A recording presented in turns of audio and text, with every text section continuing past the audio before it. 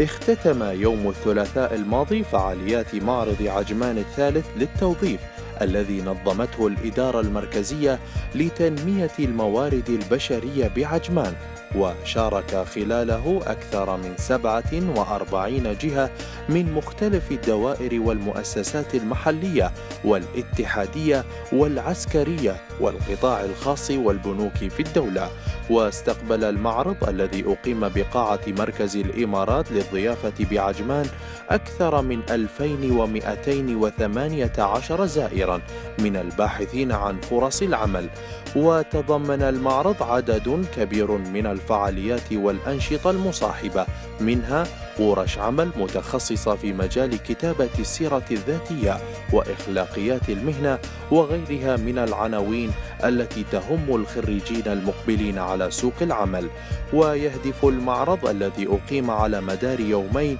إلى توفير فرص العمل للباحثين عن العمل من مواطني دولة الإمارات، وتعريف طلبة المدارس والجامعات بمتطلبات سوق العمل، إلى جانب تعريف الجمهور بمختلف الجهات الحكومية والشركات الخاصة في دولة الإمارات،